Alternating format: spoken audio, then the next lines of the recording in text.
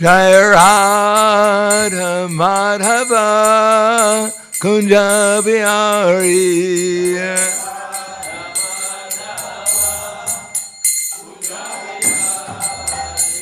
Jai Radha Madhava Kunja Bihari.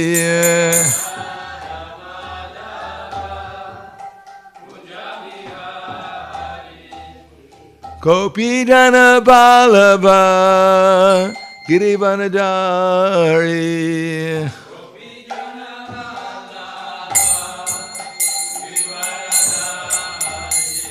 Gopi Jana Balaba Girivanadari.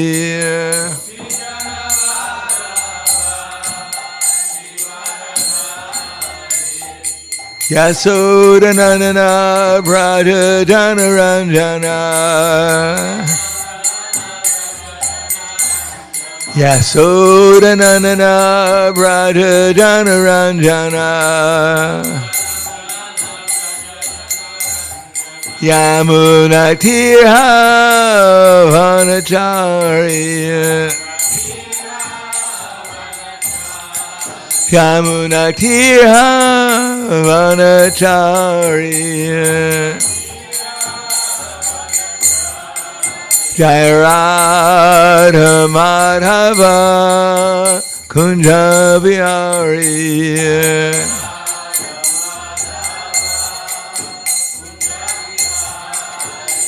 Jai Radha Madhava Kunja Bihari.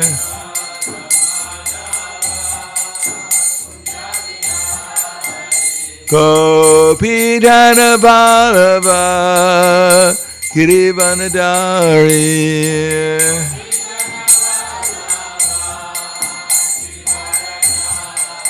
Gopi Jana Balava Girivanadari.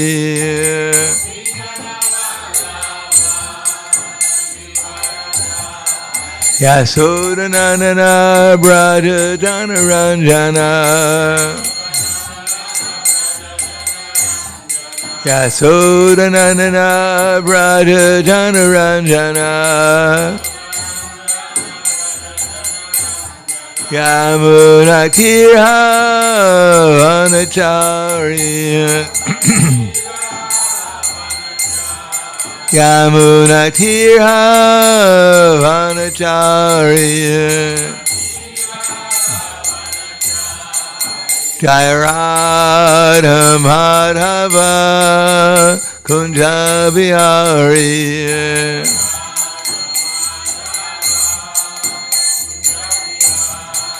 Jai Radha Madhava Kunja Bihari.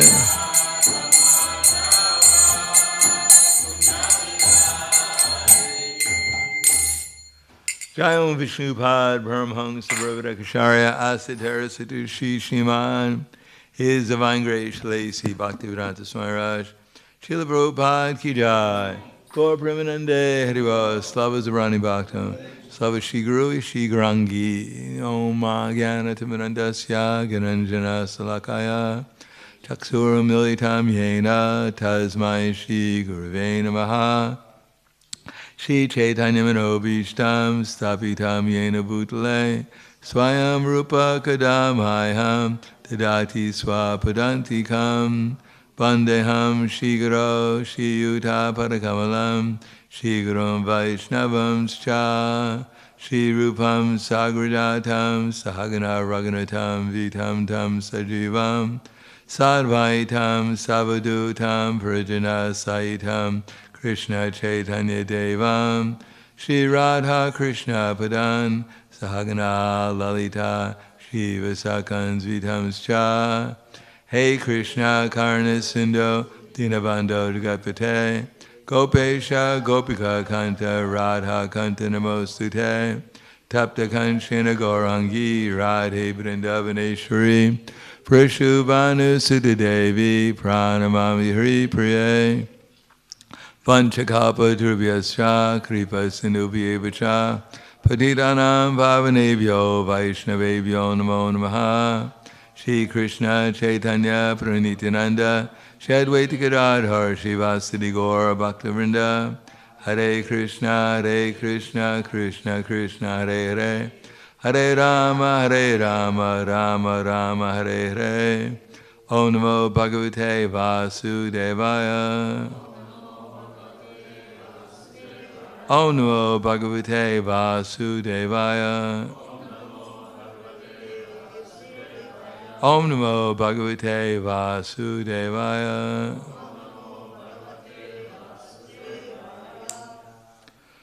Srimad Bhagavatam, Canto 1, Chapter 4, Appearance of Sri Narada, text number 4.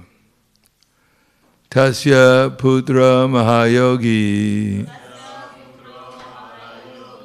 Samadrin Nirvikalpaka Ekantamatir Onidro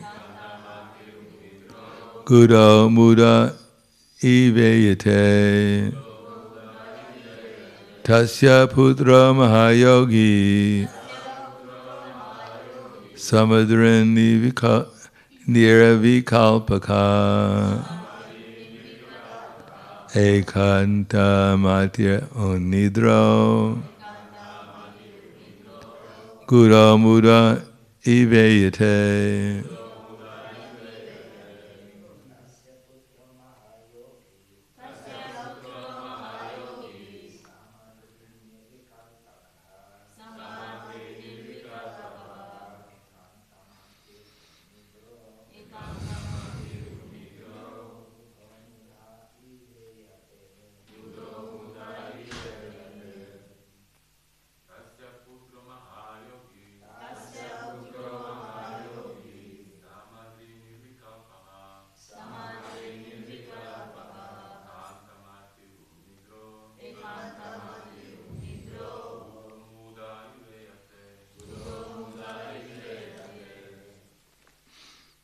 Ladies, Mahayogi,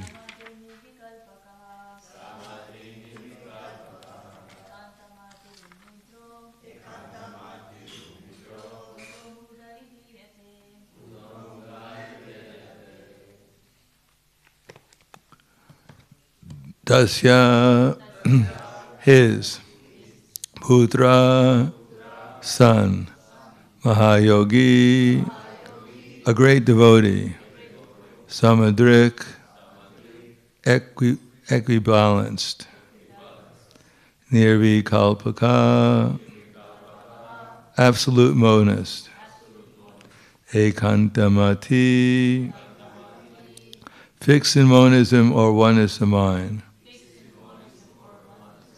Onidra, surpassed nations, Guda, not exposed, Muda, stunted, Iva, like, Iyate, appears like. Translation and purport by His Divine Grace, A.C. Bhaktivedanta Swami Srila Prabhupada. He, Vyasadeva's son, was a great devotee, an equibalanced monist, whose mind was always concentrated in monism. He was transcendental to mundane activities, but being unexposed, he appeared like an ignorant person. Please repeat. His Vyasadeva's son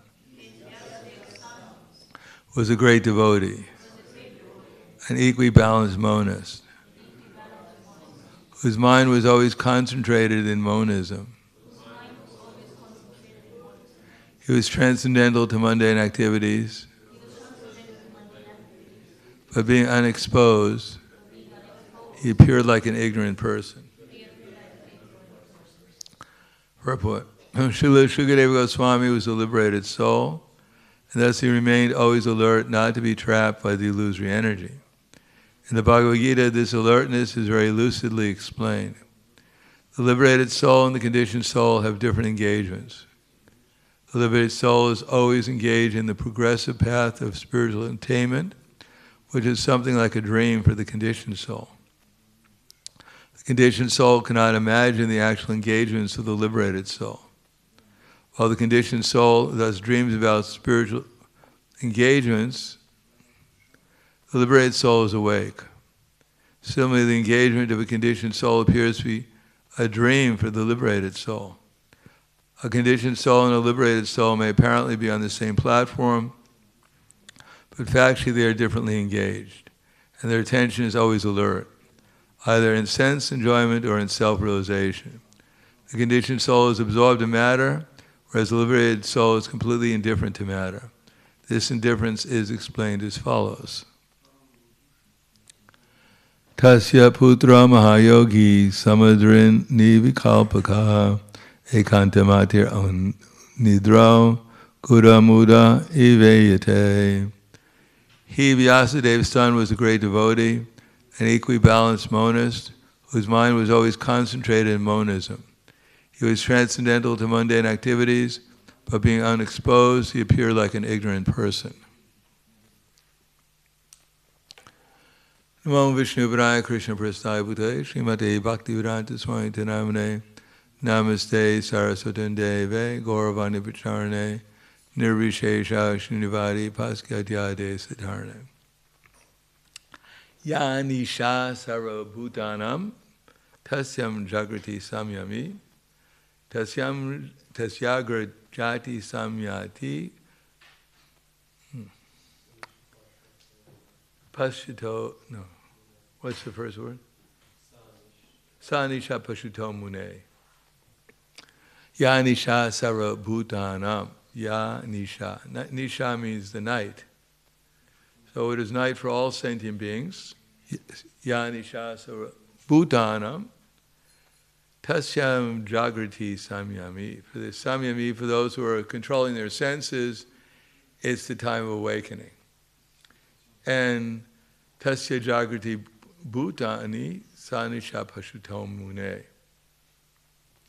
So it is the time of awakening for all living beings, is the night for the introspective sage. It's a question of what we identify ourselves with. In conditioned life, we identify ourselves with the gross material body and this subtle mind. And in liberated consciousness, we can either identify ourselves as Brahman, or as with Paramatma, or with Bhagavan. Here, Shukadeva Goswami is identifying himself with Brahman, Krishna's effulgence, Aham Brahmasmi. And to arrive at that stage, Krishna has, in the 18th chapter, has given 49 verses leading up to Buddhya Vishedya Yukto Jidatmana Niyamyacha Shabda Din Vishayan Tyaktva Ragadvesha Vyasyacha Vivikta Desha Lagvasi Yatava Kaya Manasa Dhyana Yoga Pro Nityam Vairagya Samupashitya Ahankara Balam Tarpam Kamakroda Parigraham Vimucha Mirma Shanto Brahma Bhuta Vikalpate Brahma Bhuya Yukalpate. To attain Brahman realization is not so easy. Nor are most people interested in obtaining Brahman realization. And even if they had some interest, generally speaking, they have no idea how to actually make progress towards Brahman realization. They simply talk about Aham Brahmasmi. As Prabhupada used to say, when he came to New York, in the beginning, then there were many yogis and swamis coming to America, and most of them were staying in the upper part of New York City, where people had money, and they'd sit around in very fancy chairs, drink tea or coffee or whatever, and talk about Brahman. But not any of them had realized Brahman or understood Brahman. They just talked about Brahman. Could you imagine, we had a Sunday feast this week, but there was no prasadam. There was only a lecture about prasadam.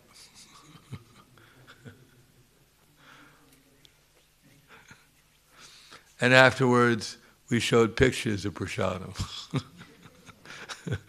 In case someone didn't understand the lecture, we demonstrated with pictures. And then we even had a play about prasadam. But we didn't serve any prasadam. Except one of the children made clay models of prasadam and served them out for everyone's enjoyment. So similarly, if we just talk about Brahman, it's all right, because in Bhagavad Gita, Krishna gives us a path to realizing Brahman. And it goes, generally speaking, it comes from trying to raise oneself in the mode of ignorance to the mode of passion to the mode of goodness. And practically speaking, the only way of doing that is through Varnashram Dharma. Unfortunately, there is no Varnashram Dharma. The closest thing we get to Varnashram Dharma is that we have the ladies sit on this side, generally, and the men sit on this side. That's as close as we get to Varnashram Dharma.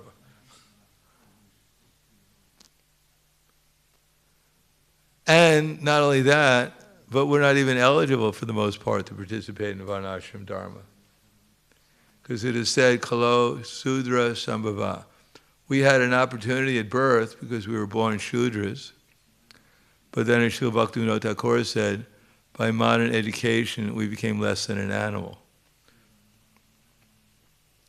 So to bring someone from the animal stage to the Shudra stage is not very easy, and generally speaking, in the Vedic culture, no one even tried to do it. They just separated the Shudras and the others in the Varnashram, the Vaishyas and the Kshatriyas, and the Brahmins from the lower class, like the Malechas and the Yavanas. They were just separated.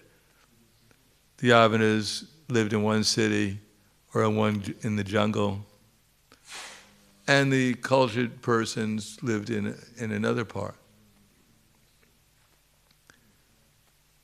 That's the amazing thing that Prabhupada came to Maha Malecha Yoga, Maha Malecha Dham, or we could say Maha Malecha Loka, New York City, which comparatively now was a heavenly planet. Now it's become even more degraded than it was before. And it was able to turn hippies into happies. Which is, when Prabhupada was asked, can you show me some mystic power? Prabhupada said, he pointed to his disciples and said, this is my mystic power. Before they were addicted to all kinds of sinful activities and habits, and now they're in love with God and dancing and chanting like jubilant peacocks. He said, that's my mystic power. What could be better use of mystic power than that?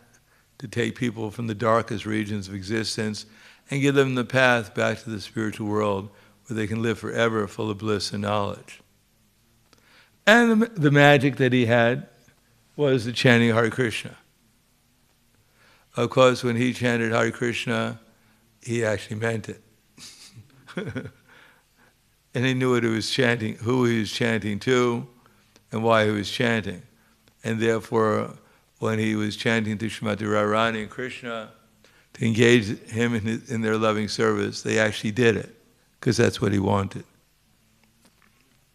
So that's all we have to do, is, as Krishna says in the Bhagavad Gita, Maeva man adatsva mayi buddhim niveshaya nivashishashe mam eva ato arvam nasamshaya. Just fix your mind upon me, the Supreme Personality of Godhead, and engage all your intelligence in me. Thus you'll live with me always without any doubt. So while we're trying to fix our mind, and how do we do that? Basically speaking, by trying to chant nicely. It takes a lot of concentration to chant with some feeling, with some attention, and then try to listen to others chanting with some appreciation. they're also trying to accomplish the same thing we're trying to accomplish. They're trying to revive their relation with Krishna. Some appreciation just because they're trying to revive their relation with Krishna. There's nothing more important in this universe than that. There's nothing more special than that. There's nothing more beneficial than that. So anyone who's doing that should be appreciated. And if we appreciate others, however well or not so well they're chanting Hare Krishna, then the result is that we'll endeavor to chant a little bit better too. If we think that this devotee is not chanting so nicely, so I don't have to listen to them, because I chant so nicely, then the result is that we won't listen to it, we won't try and make any improvement, because we think we're on the top already. We're in a special position. We can judge everyone else how they chant, because we're chanting so nicely. And if we appreciate how others are chanting, then we'll automatically make an endeavor to chant better ourselves. And we'll make some improvement. Krishna dadami buddhi yogam tam. He'll give us some intelligence by which we can make progress. Now there is some stage in chanting also, because probably compare the chanting to the elevator. On the yoga ladder, of course we're not even on the ladder, or we were on the ladder but we fell off the ladder. And we become a little ladder shy. So on the yoga ladder, if we believe in such a ladder, or have any interest in the ladder, then the result is that people will have, it's a big ladder. I think there's some rock group, you may not have heard of them, but they wrote a song called Stairway to Heaven. See?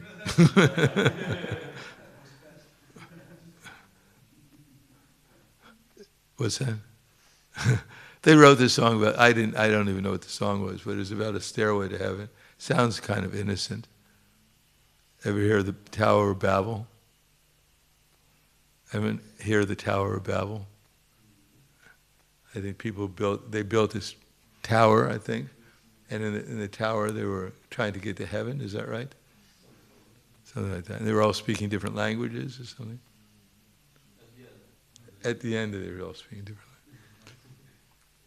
Or Ravana, he wanted to build a stairway to heaven so that anyone who is sinful and impious, they go to heaven. And everyone who's pious and God conscious, they go to hell. It's called viparitamscha, the opposite of what's true, of reality. So on the yoga ladder, it's very difficult, especially in Kali Yuga, to even see that there's a ladder. How many people actually see that the aim of life is to change their consciousness for the better? Most people are hankering for the day that, most people are already animals, they're just hankering for the day that they become a wild animal. Then they have no compunction about how they act as an animal. They want their senses just to be let loose and enjoy unlimited intoxication, unlimited gambling, unlimited illicit sex, unlimited eating anything and everything, any time of the day. This is the dream. That's what they're dreaming of. That's what they consider liberation. Liberation from any kind of morality.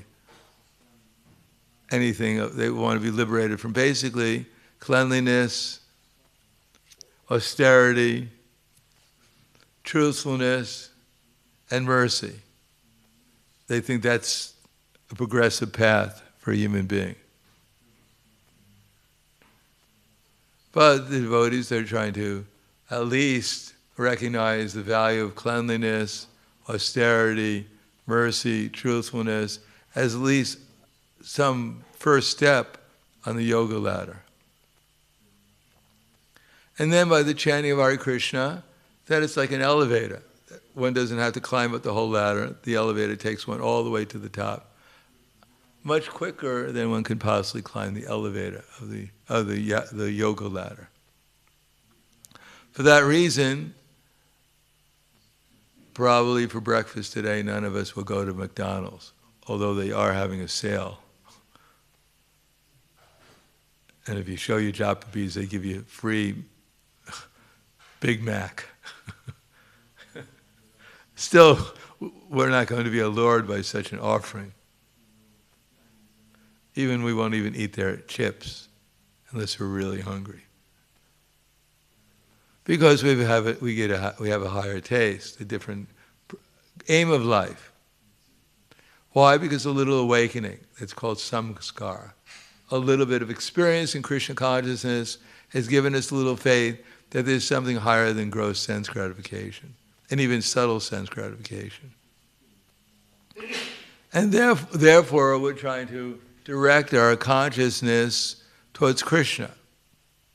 Because we have to have something to, we may want to direct our consciousness towards Krishna, but we have to have something to direct it towards. For that reason, we have the holy name, and we can also hear about Krishna. The holy name has everything there, Krishna's name, form, quality, and pastimes. But generally speaking, when we chant, these things don't come to mind because we don't have any faith. We have no information what Krishna's name, form, quality, and pastimes are like. Therefore, we don't really chant the Krishna's name, form, quality, and pastimes because we don't know what they are. But if we hear about Krishna, then we have someone to chant to. If we see the deities, we have someone to chant to ask. And Krishna will reciprocate because if we have some faith that this is actually the Supreme Person and that this is the object of our natural love and affection, and that's what we want to come to this state of consciousness. And just by trying to come to that stage, then one becomes free from so many misconceptions by Krishna's mercy. That gradually our intelligence becomes purified, and therefore our attachment to our false ego becomes lessened, and our attachment to an understanding what our real ego is, who we really are, and what we're really supposed to be doing, namely to desire to engage his body, mind, and words in Krishna's service, gradually develops. If we're sincere, if we actually try to develop our faith, especially in the chanting, and that will be developed by using our intelligence, by absorbing our intelligence in Prabhupada's books. Try to actually see through the books what's going on. Then if we see through the books what's going on, then our mind is actually being properly engaged. And then we can actually eventually see Krishna just by reading the Bhagavatam. Or at least remember him. Even if we can't see him, at least remember him. Similarly, if we see the deities, if we have the proper attitude, then we'll see the deities as the Supreme Personality of Godhead, rather than just some statues who attend Mangalarti with us. Or some poles we hang some clothes on, so we can learn, because we were deprived in our childhood of playing with dolls. So now we got the opportunity to do it later on in life.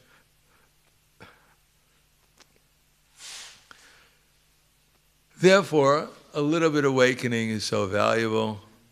If we can give people a little bit of higher taste, a little bit of experience in Krishna consciousness, then they may become interested. They may forget for some time, but they'll come back after being punished by the material nature. They'll come back to Krishna again and again, and gradually that taste will develop so that they become interested in becoming steady in Krishna consciousness, follow the regular principles of freedom, and engage themselves in sadhana bhakti.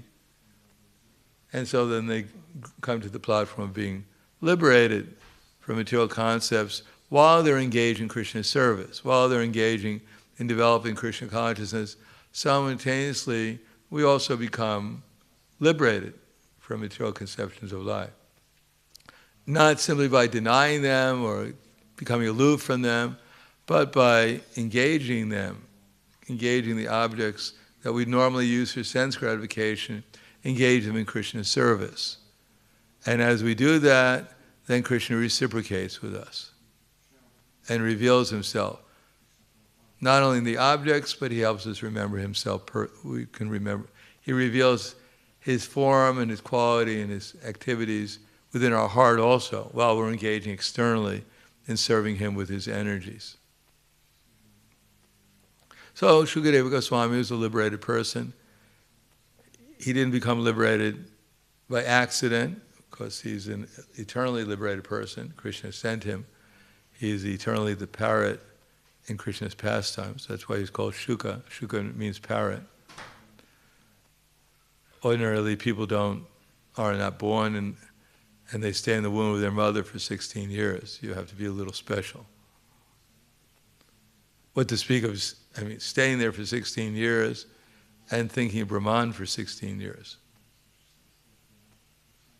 So he was a liberated soul sent to show us how from the liberated platform one will naturally become attracted to Krishna. So if we're not spontaneously attracted to Krishna now, we shouldn't become discouraged. As we develop our Krishna consciousness, then our natural attraction to Krishna will develop. It's not that sometimes devotees say, I've been in the movement for 50 years and I haven't realized Krishna.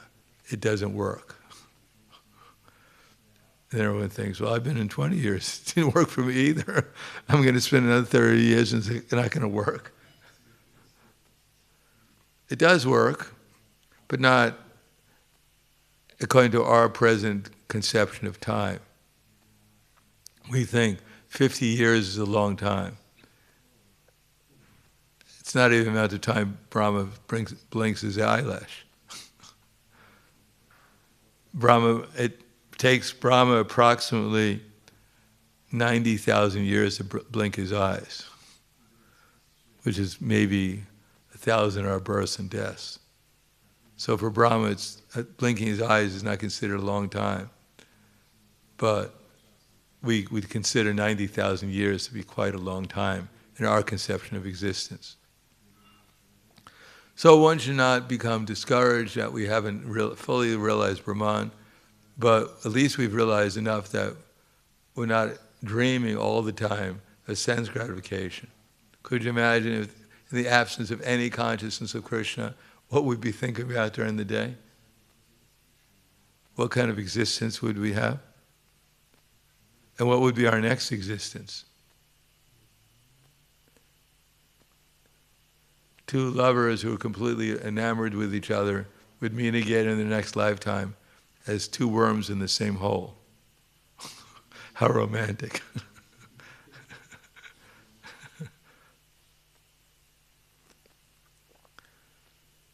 So at least if we try to make some sincere progress, then eventually we'll get to the goal. Gradually our lives will actually improve. Our spiritual lives will improve. And as our spiritual lives improves, then our material life will become simpler. And that way it'll become less full of anxiety. Simpler in the sense that everything we do, everything we say, everything we think about will be in connection with Krishna, and we'll have some direction, we'll have some shelter. The Super Soul will help us. And Krishna from without, in his different forms, his Guru, Sadhu, and Shastra will help us. The material nature will help us. We'll get some support in our endeavor. Other than that, everyone's looking for support in the material world for their endeavors. They make friends to conquer, two nations make friends with each other to conquer another nation. And after they conquer the other nation, they fight with each other. Who's going to get the spoils of the conquer? Whether it's two wolves fighting with each other, making a pact to get the prey, and after they get the prey, then they fight with each other. Who's going to enjoy it? So there's friendship in the material world, there's alliances, whatever else for our sense gratification, there's business, but ultimately it's dog eat dog.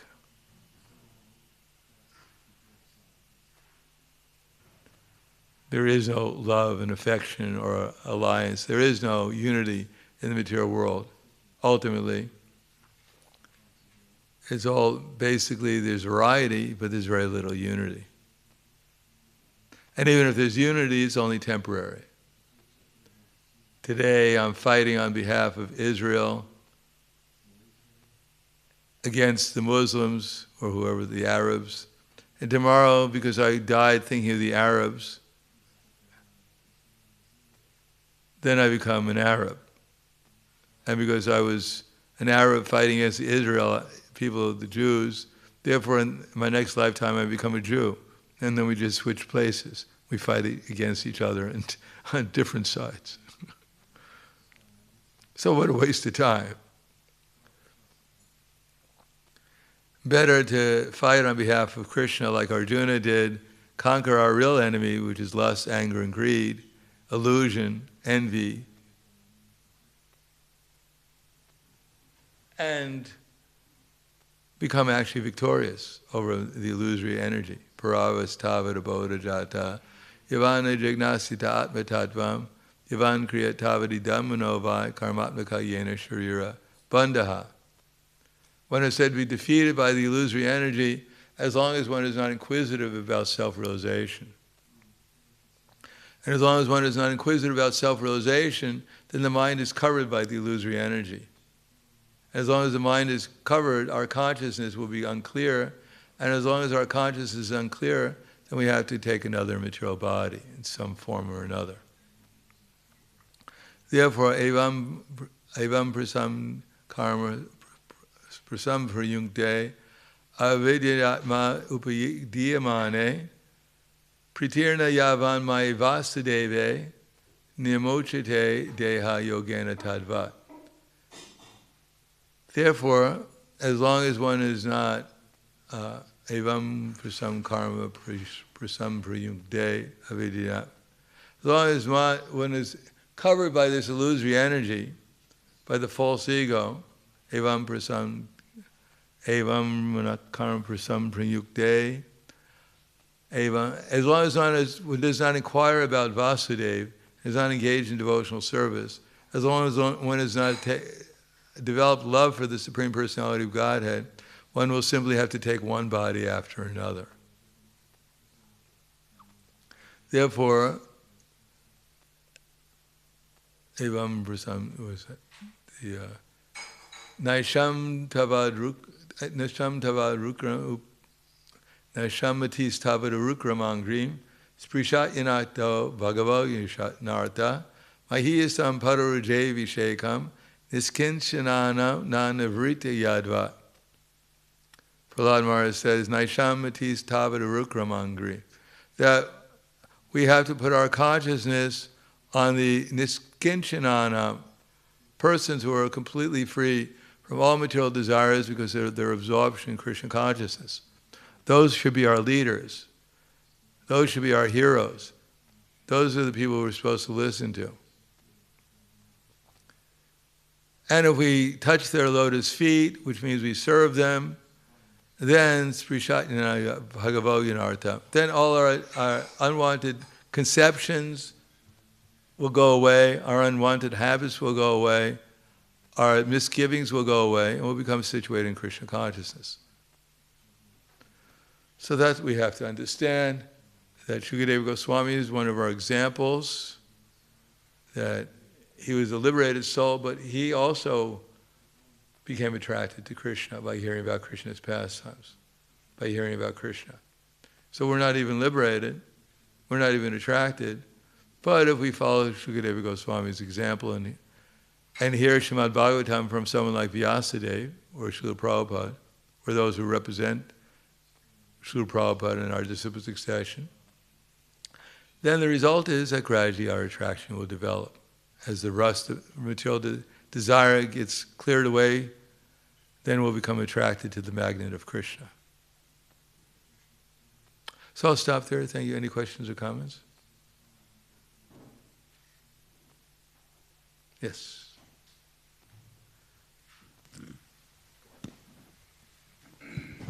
Hare Krishna. Because you said progress is made in very long time, but also Srila Prabhupada said that we can go back home, back to Godhead in this life. So what does it take to go back in this life? Sincerity. The art of Krishna consciousness is focusing one's attention and giving one's love to Krishna. So we simply focus all our attention on Krishna and serve Him 24 hours a day, we can go back to Godhead very quickly. So if there's any gaps in our devotional service, if there's any misgivings about serving Krishna with love and appreciation, then we just have to fill them in. Simple, isn't it? Anyhow, we should try to make a little progress every day. That's all. And however long it takes, we're always impatient. That's one of the qualities of conditioned soul, because we're in the bodily concept of life. I remember when it was Christmas, or even my birthday. I had to go to sleep, and I couldn't sleep at night. So much anxiety about getting the presents the next morning. I couldn't wait. Time was like feeling one moment to be 12 years or more. Tears were flowing from my eyes like tires. So my parents would actually have to allow me to open the presents the night before. I couldn't tolerate separation. So because we're conditioned, we think with this body, we think we're temporary. We're completely anxiety about time. We think we only have a limited amount of time. We got to do it before the end. So that's impatience. And because we're impatient, we have no confidence, because we don't hear about reality. And because we don't hear about reality in practice, putting it into practice, just concentrating on whatever we're doing, because we're always anxiety about the future and we're in anxiety about the past. Therefore, we don't apply ourselves to the present with any kind of confidence. And because we have no confidence, generally, or we can develop confidence and apply ourselves in the present in Krishna service, then we'll get some experience that will develop our enthusiasm right now, rather than wondering, when. We'll actually be blissful now. We don't have to worry about when we're blissful now. So it's not like it could be far away. One could become Krishna conscious in one moment, or not even after millions of years. It's only a question of understanding and accepting the fact. It's probably writes in the second chapter, Bhagavad Gita, the last verse in the purport. Anything else? Yes. Wait. Also, you were talking about that even after years that we may not, as some are saying, they don't realize Krishna. Can you please explain realizing Krishna? Realizing Krishna? Well, when your hair stands on end, your body trembles in ecstasy, and your body fades in different colors, that's the beginning of realizing Krishna. Realizing Krishna means, just like we're talking, we see Krishna, we smell Krishna, we hear Krishna, we talk with Krishna, we can touch Krishna. That's realizing Krishna. So when we say that hearing Krishna, so that could be also in the form of Paramatma. I hope so. Krishna and Paramatma are the same. We can hear from Paramatma, he'll definitely give us some good advice. Thank you. Or even if we, realizing Krishna means we look at the sun and we think, wow, that's one of Krishna's eyes, he put it there. That's also realizing Krishna. For one who sees me everywhere and sees everything in me, I've never lost. The true yogi observes me in all beings and also sees every being in me. Indeed, the self-realized soul sees me, the same Supreme Lord, everywhere. And for one who sees me everywhere and sees everything in me, I am never lost to him, nor is he ever lost to me. So develop confidence that we're always with Krishna, that his energies work on his direction, and he's in our heart. And when we chant Hare Krishna, him and Krishna and Srimati Radharani are present before us. So that's also realizing Krishna. Anything else? Hvala Grantaraj Srimad Bhagavatam ki jai, Srila Prabhupada ki jai, Gaur Premanande.